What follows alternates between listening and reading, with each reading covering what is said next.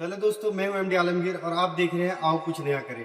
बहुत सारे हमारे साथ जो काम कर रहे हैं, सीएसपी संचालक है या संचालिका है, उन लोगों को एक समस्या बहुत परेशान कर रही है।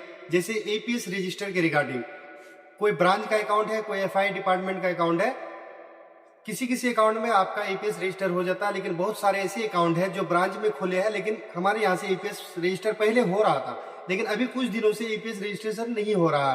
उसमें APS not opted by customer, अगर आप आधार डाल के या सीएफ डाल के एपीएस रजिस्ट्रेशन करेंगे तो उसमें APS not opted by customer लिखा हुआ आ रहा।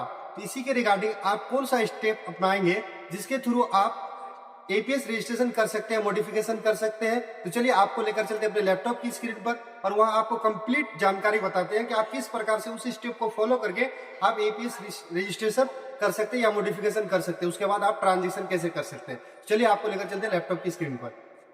फाइनली हम आ चुके हैं अपने लैपटॉप की स्क्रीन पर। अब आपको हम यहाँ एक ट्रांजेक्शन मिनी स्टेटमेंट निकाल के देखेंगे एक एसबीआई के कस्टमर का। तो चलिए एपीएस में जाते हैं, जीपीएस को कनेक्ट करते हैं और गेट लोकेशन पर क्लिक करते हैं, ओके करते हैं। एक कस्टमर का आधार नंबर डालते हैं,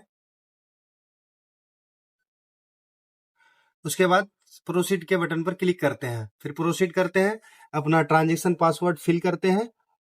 उसके बाद आपको कंटिन्यू करके दिखाते हैं कि इसका मिनी स्टेटमेंट निकल रहा है या नहीं निकल रहा है, क्योंकि ये अकाउंट आपका ब्रांच का अकाउंट है। तो फर्स्ट ऑफ ऑल आपको मिनी स्टेटमेंट निकाल के देखते हैं कि इसका मिनी स्टेटमेंट निकलता है कि नहीं। प्रोसीड के बटन पर क्लिक करेंगे, कस्टमर का बायोमेट्रिक लेंगे, उसके बाद देखेंगे कि इसका मिनी स्टेटमेंट हो पा रहा है या नहीं हो पा रहा। तो फिंगरप्रिंट कैप्चर हो गया, उसके बाद प्रोसीड के बटन पर क्लिक करेंगे तो यहाँ पर आप देख सकते हैं कि इसका मिनी स्टेटमेंट फेल हो चुका है, क्योंकि इसका एपीएस रजिस्ट्रेशन नहीं है। तो चलिए अब आपको एपीएस रजिस्ट्रेशन करके दिखाते हैं कि इसका एपीएस रजिस्ट्रेशन हो पा रहा है या नहीं हो पा रहा है। तो चलिए एपीएस फ्लैग रजिस्ट्रेशन में जा रहे हैं, रजिस्टर के बटन पर क्लिक करेंगे, आधार नंबर फिल करेंगे, उसके बाद प्रोसीड के बटन पर क्लिक करेंगे, यस करेंगे, उसके बाद कस्टमर का बायोमेट्रिक लेंगे कि इसका एपीएस रजिस्ट्रेशन हो पा रहा है या नहीं हो पा रहा। उसके बाद फिंगरप्रिंट कैप्चर करेंगे। तो यहाँ देख सकते हैं फिंगरप्रिंट कैप्चर हो चुका है कस्टमर का। उसके बाद प्रोसीड के बटन पर क्लिक करेंगे कि इसका एपीएस रजिस्ट्रेशन हो पाता है या नहीं। यहाँ देख सकते हैं Aadhaar mismatch, please try with correct details, okay पर क्लिक करेंगे। उसके बाद आपको आधार सीडिंग या डीसीडिंग के ऑप्शन पर जाना है, यही स्टेप आपको फॉलो करना है। उसके बाद ही आपका जो भी कस्टमर का एपीएस रजिस्ट्रेशन नहीं होता है उसका एपीएस रजिस्ट्रेशन आप बड़े ही आसानी से कर सकते हैं। चलिए आधार नंबर यहाँ फिल करेंगे, आधार सेटिंग डीसेटिंग के ऑप्शन पर जाकर। उसके बाद अकाउंट नंबर फिल करेंगे, उसके बाद आधार ऑलरेडी लिंक में जाके नो करना है। उसके बाद आपको प्रोसीड के बटन पर क्लिक करना है। उसके बाद आपको ट्रांजेक्शन पासवर्ड फिल करना है। उसके बाद आप प्रोसीड के बटन पर क्लिक करेंगे, यस आई डू पर क्लिक करेंगे। उसके बाद आपको कस्टमर का फिंगरप्रिंट अटैच करना है। चलिए फिंगरप्रिंट लगा लेते हैं कस्टमर का फिंगर लगा लिए है। उसके बाद आपको प्रोसीड के बटन पर क्लिक करके दिखाते हैं। यहाँ पर आप देख सकते हैं आधार सीडिंग सक्सेसफुल हो चुका है।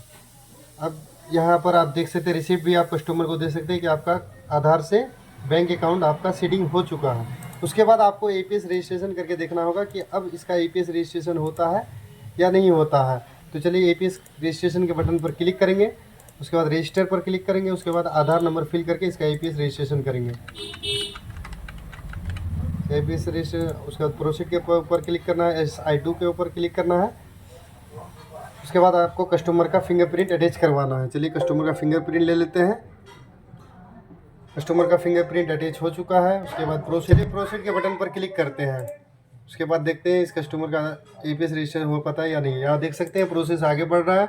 आपको ऑफर्स और ऑनर्स लिमिट सेट कर लेना है।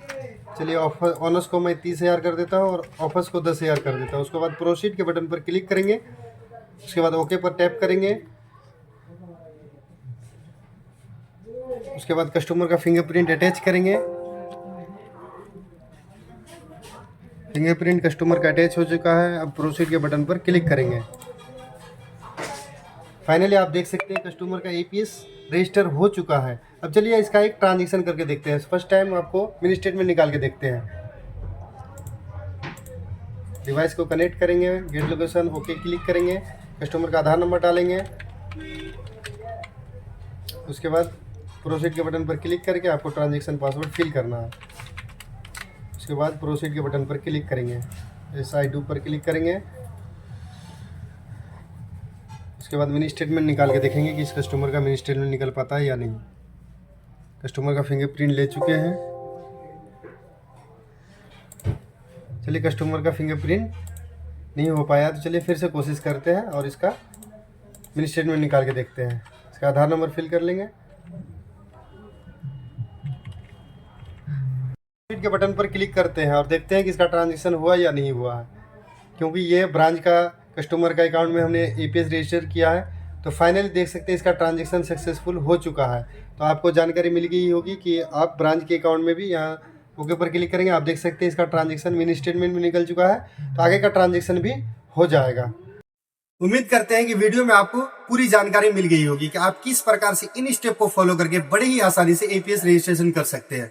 चाहे वो हमारे SBI का अकाउंट हो, SBI CSP का अकाउंट हो, या फिर ब्रांच का अकाउंट हो, या FI डिपार्टमेंट में कोई भी प्रोडक्ट का अकाउंट हो, आप इन स्टेप को फॉलो करके बड़े ही आसानी से आप APS रजिस्ट्रेशन, मॉडिफिकेशन या डी रजिस्टर करके आगे का ट्रांजैक्शन कंटिन्यू कर सकते हैं। यदि इस प्रकार का वीडियो आपको पसंद आ रहा हो या मेरा वीडियो आपको जरा सा भी नॉलेजफुल लगा हो तो मेरे वीडियो को लाइक करें, चैनल को सब्सक्राइब करें और आगे की जो भी वीडियो नॉलेजेबल वीडियो आते रहेंगे तो आपको सबसे पहले नोटिफिकेशन मिलते रहेगा। इसलिए वीडियो को लाइक करें, चैनल को सब्सक्राइब करते हैं। मिलते हैं नए नेक्स्ट वीडियो में, तब तक के लिए जय हिंद, जय भारत।